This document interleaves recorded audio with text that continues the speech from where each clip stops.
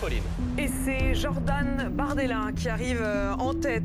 Quelques heures après l'écrasante victoire de l'extrême droite aux élections européennes, le président Macron a annoncé la dissolution de l'Assemblée nationale et convoqué des élections législatives anticipées. Mais concrètement, dissoudre l'Assemblée nationale, ça veut dire quoi? Eh bien, le président de la République a le droit de mettre fin de manière anticipée au mandat des 577 députés de l'Assemblée nationale. C'est ce que nous dit l'article 12 de la Constitution française. Les citoyens sont donc appelés aux urnes pour élire leurs nouveaux députés. Mais alors, pourquoi dissoudre l'Assemblée nationale? Il existe plusieurs raisons. Le président peut dissoudre l'Assemblée quand il estime qu'il y a une crise institutionnelle, qu'il devient impossible de gouverner avec un Parlement trop fragmenté et sans majorité claire, ou encore lorsque le Parlement n'est plus perçu comme représentatif du vote des citoyens. Que deviennent alors les députés et leurs travaux en cours? Eh bien, les textes sont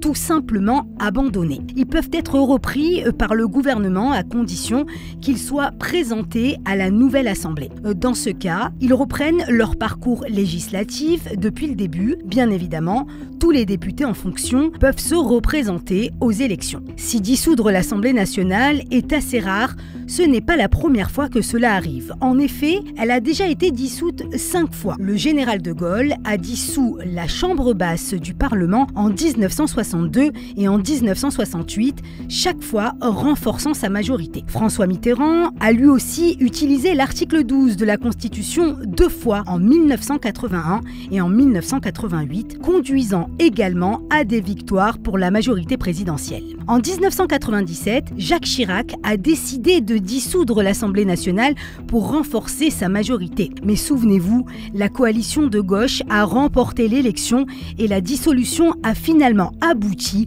à une cohabitation pour la première fois de l'histoire.